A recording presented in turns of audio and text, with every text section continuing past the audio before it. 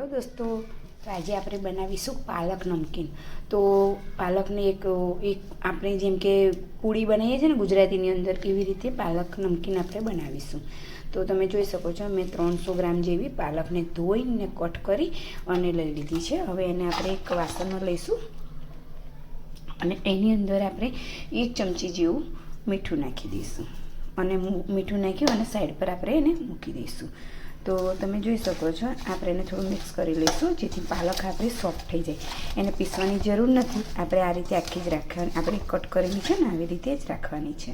तो तमे जोई शको छो के मैं पालकने बराबर मिक्स करी लीधी छे। हवे आपणे एने बाउलमां एक बाजु ढांकीने मूकी दईशुं। तो આપણે એને ઢાંકી દઈએ ત્યાં લગીને આપણે ઘઉંનો લોટ લઈ લઈએ। ઘઉંના લોટમાં જ બનાવીશું, આપણે મેદો યુઝ નહીં કરીએ। તો 1 કપ આ લીધો અને બીજો પણ આપણે અડધો કપ લઈશું। તો આ રીતે મેં 1.5 કપ ઘઉંનો લોટ લીધો છે। સોજી એડ કરીશું। હવે સ્વાદ અનુસાર મીઠું, પછી 1 ચમચી જેવો અજમો, અડધી જેવો મરીનો ભૂકો, પણ એ આપણે હાથે વાટેલો હોય તેવો, મિક્સરમાં ઝીણો કરવાનો નથી। પછી એની અંદર લઈશું 2 ચમચી જેવા સફેદ તલ।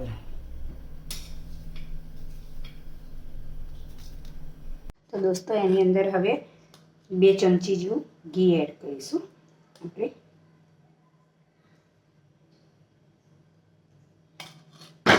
હવે એની અંદર મેં આદુ અને મરચાં જે થોડા બહુ કચરા વાટીને રાખ્યા હતા તે આપણે એડ કરીશું। જો કોઈ મોટું રહી ગયું હોય તો તેને હટાવી લઈશું।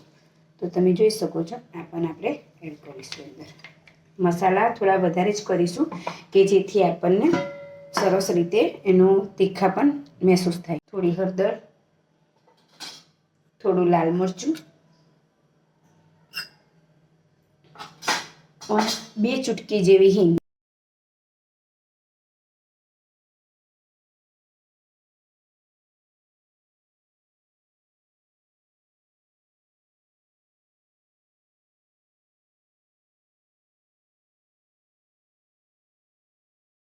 હવે આપણે પાલક જે છે તે અંદર એડ કરી દઈશું।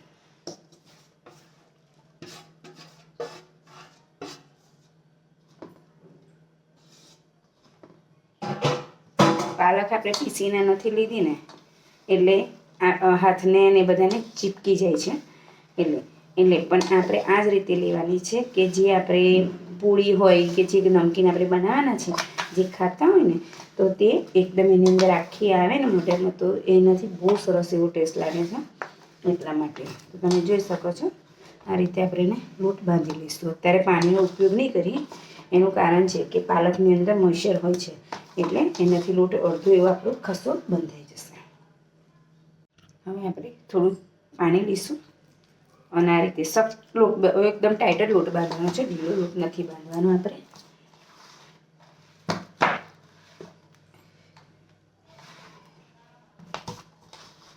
તો બસ હવે બીજા પાણીની જરૂર નથી, આ લોટ જ આપણે મિક્સ કરી લઈશું એટલે લોટ આપણો મસ્ત એવો બંધાઈ જશે। તો આપણો લોટ બંધાવા આવ્યો છે અને જુઓ મેં એકદમ બહુ જ ઓછા પાણીથી મેં લોટ બાંધ્યો છે ને, બધું જ પાણી આપણું એમનું એમ જ છે। તો થોડાકથી જ, કેમ કે પાલકની અંદર જેવું મોઇશ્ચર હોય ને એટલે લોટ આપણો સરસ જ બંધાઈ જાય એનાથી, અને બહુ સરસ એવી આનાથી નમકીન તૈયાર થશે।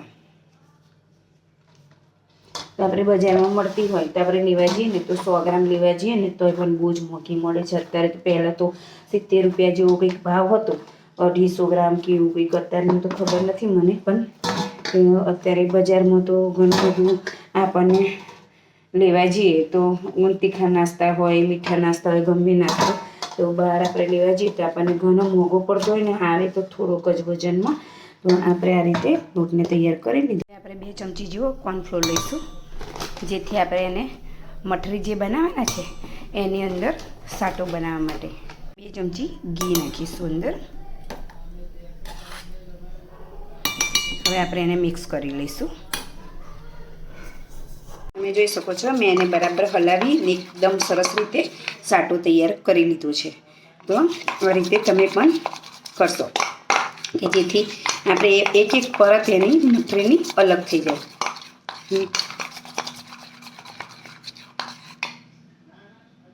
જોયું તમે, આ રીતે આપણે પણ બનાવી લઈશું. તો દોસ્તો આપણો લોટ હવે એકદમ રેડી થઈ ગયો છે. એને 10 મિનિટ જેવું રેસ્ટ એને આપવું પડે છે કે જેથી લોટ આપણો એકદમ સોફ્ટ મસ્ત એવો થઈ જાય છે. તો આપણે હવે એને નાના નાના લુવા કરી લઈશું કે જે રોટલીના આકારમાં બની શકે એવી રીતે. હવે આ એક બાજુ આપણે સાટો પણ રેડી થઈ ગયો છે, જે વચ્ચે લગાવતા હોય લેયરનું એ ટાઈપનું. તમે જોઈ શકો છો કેટલો મોટું મેં બન્યું છે. હવે આપણે એની અંદર જે આપણે સાટો બનાવ્યો હતો ને તે પાથરીશું. હાથની મદદ વડે જ કરવાનું છે, આ રીતે જ કરવાનું છે.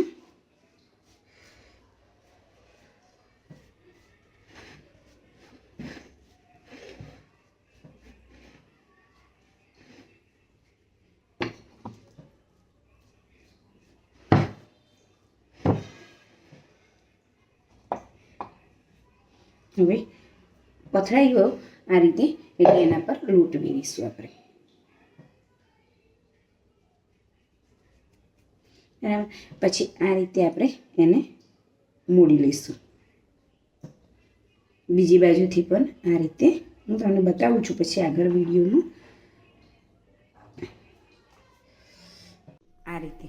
આ રીતે એને ફરીથી પાછો સાટો લગાવીશું આપણે.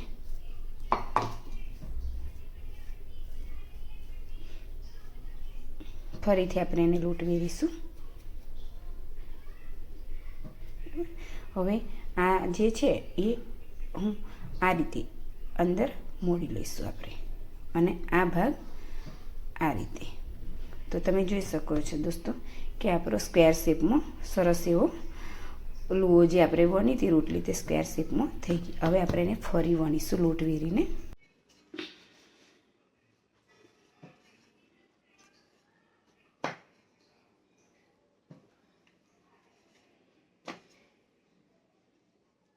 ફરીથી પણ એ રીતે પતલી જ વણવાની છે આપણે. ફરીથી સાટો લગાવીશું આ રીતે.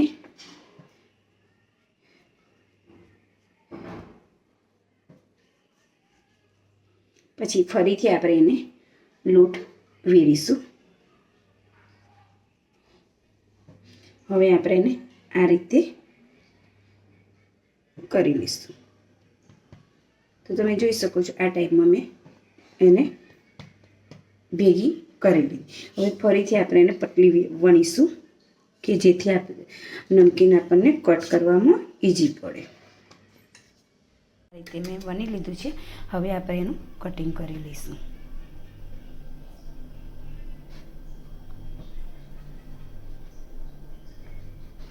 પાલક છે પહેલો ભાગ મેં પડી ગયો છે, એને આપણે લેવાની જરૂર નથી.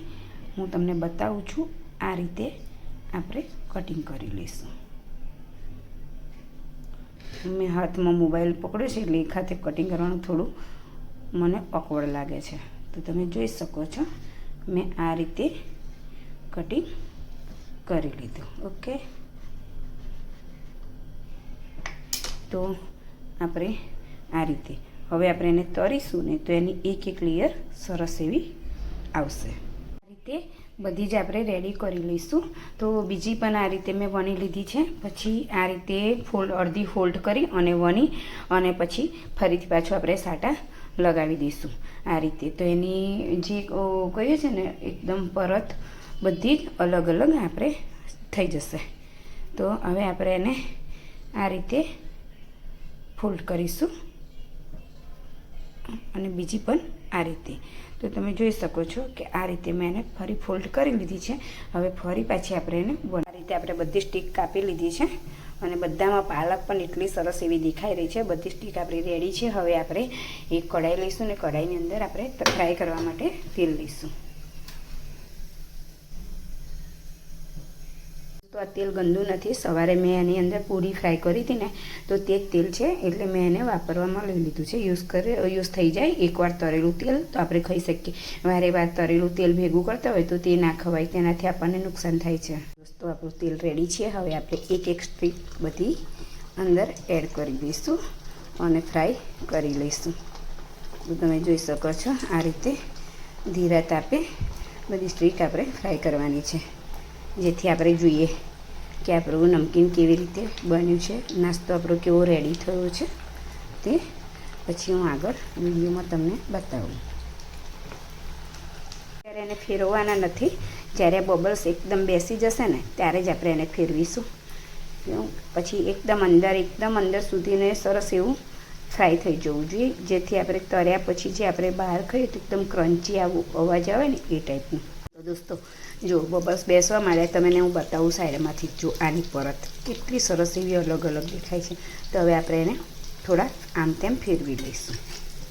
તો આપણો નાસ્તો એકદમ સરસ રીતે જુઓ તમે, ખારી બિસ્કિટ જેવું લાગે છે ને.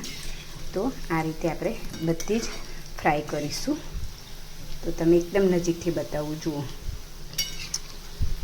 એકદમ ફ્રાય સરસ થઈ જાય પછીથી આપણે એને બહાર કાઢીશું. ત્યાં સુધી એને ફ્રાય જ થવા દઈશું. એકદમ એનો કલર એકદમ આવી જવો જોઈએ ગોલ્ડન જેવો, બરાબર. તો આપણે મથરી એટલી સરસ રેડી થશે.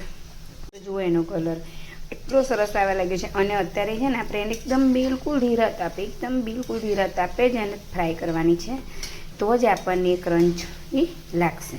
નહીં તો પછી વચ્ચેથી કાચી રહી જશે અને તમને ખાવામાં મજા નહીં આવે. જો તમને પાલકનો છે, મરીનો છે, આદુ મરચાંનો છે, જે બધાનો ટેસ્ટ તમને મળી આવે એના માટે એને આપણે બહુ સરસ રીતે ફ્રાય કરીશું. તો ફ્રાય થયા પછી ઘઉંનો લોટ છે, ઘી યુઝ કર્યું છે એટલે ખસ્તા તો બનશે જ બનશે, પણ તોય મેં તલ નાખ્યા છે. તલ પણ એ તમને એટલા સરસ રીતે વચ્ચે દેખાઈ રહ્યા છે ને. તો આપણે આ રીતે જ ફ્રાય કરીશું. હજુ એને આપણે ફ્રાય થવા દઈશું. તો દોસ્તો જુઓ, આ તો આપણે ઘઉંના લોટની બનાવી, પણ જો આ રીતે તમે મેદાના લોટની પણ બનાવી શકો. મેદાના લોટની પણ એટલી જ ટેસ્ટી થશે. પણ કહેવાય છે ને કે મેદા કરતાં આપણને ઘઉંનો લોટ બહુ જ એવો ખાવામાં આપણને તાકાત આપે છે અને નુકસાન પણ નથી થતું. એટલે આપણે આ રીતે જ ઘઉંના લોટની બનાવીને જ ખાવી જોઈએ. તો તમને બતાવજો છે ને. હવે આપણે એને કાઢી લઈશું ફોઇલ પેપરની અંદર. તેલ તમારે જોઈતા પ્રમાણમાં જ યુઝ કરવાનું, કેમ કે આની અંદર સાટાને લોટ આપણે જે અટામણ લીધું છે એના લીધે તેલ તો ગંદુ થાય છે. તો તમે એ ના ગભરાતા કે તેલ ગંદુ થઈ ગયું છે, હવે એ તેલ શેમાં લઈશું એમ, પણ બધું જ ખતમ થઈ જશે અહીંયા જ આપણે ફ્રાય કરતી વખતે, અને બીજાની જરૂરી કંઈ પડે નહીં. અને જે વધશે તે આપણે કાઢવું હોય તો કાઢી નાખવાનું, યા તો પછી તમે કંઈક વઘાર કે એની અંદર પણ તમે લઈ શકો છો. બીજી બેચ પણ એ રીતે મેં નાખી દીધી છે કઢાઈની અંદર ફ્રાય થવા. તો દોસ્તો ઠંડી થઈ ગઈ છે. હવે હું તમને એનો અવાજ સંભળાવીશ કે કેટલી ક્રન્ચી થઈ લીધી છે. એક ઠંડી થઈ છે તો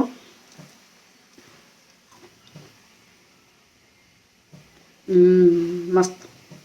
તમે પણ આ રીતે બનાવશો. તો બીજી બેચ પણ એ રીતે મેં ફ્રાય કરી, તો બધી એવી સરસ, એ પણ એટલી સરસ જ ફ્રાય થઈ ગઈ છે.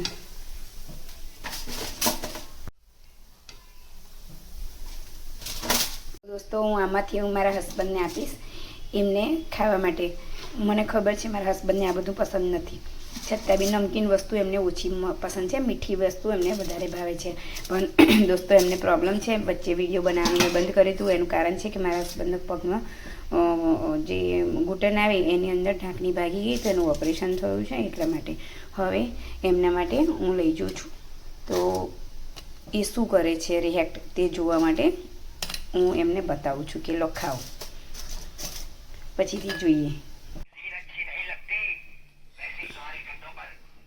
જોયું ને દોસ્તો, કોઈ રિએક્ટ નહીં કર્યું, એટલે એમને એટલું ઓછું ભાવે છે વસ્તુ. ભાઈ હવે આ ભાવશે. દાઈ ચોળા જો કઈ ચાખ્યું છે. મેથી નાખી, મેથીના નહીં, પાલકના. મસ્ત.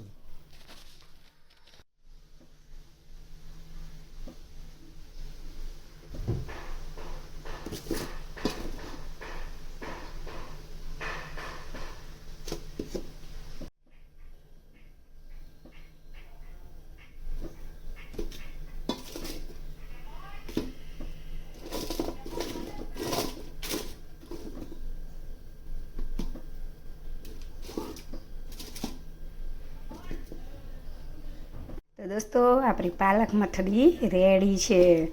તો મને તો એવું હતું કે મારા હસબન્ડને નહીં ભાવે, પણ ખરેખર મારા હસબન્ડને ભાવ્યું અને એમને ગમ્યું પણ. તો સોરી, મેં બુરાઈ નથી કરી મારા હસબન્ડની, પણ મને એવું કે એમને નથી ભાવતું નમકીન એટલે. પણ આજે એમને સરસ એવી લાગી કે ના સરસ બની છે અને કહ્યું પણ. તો આપણી મઠરી રેડી છે. તમે જોયું ને કેટલા ઓછા લોટમાં આપણે આટલી બધી ઘરે બનાવી. જ્યારે આપણે બજારમાંથી બરેલા તેલની અંદરથી ફ્રાય કરેલી આપણે ઘરે લઈએ, સ્વાદિષ્ટ લાગે પણ કેટલું નુકસાન થતું હોય આપણી બોડીને શું ખબર પડે આપણને. તો આપણે દવાખાને પૈસા જાય એના કરતાં આપણે ઘરે જ આ રીતે જ બનાવી અને ખાતા હોય તો છોકરાઓ પણ ખુશ ને આપણે પણ નાસ્તા માટે રેડી થઈ જાય વસ્તુ. તો આપણે મઠરી રેડી છે દોસ્તો. તો મારી રેસીપી તમને ગમી હોય તો લાઈક, શેર અને સબસ્ક્રાઈબ કરવાનું ભૂલશો ના.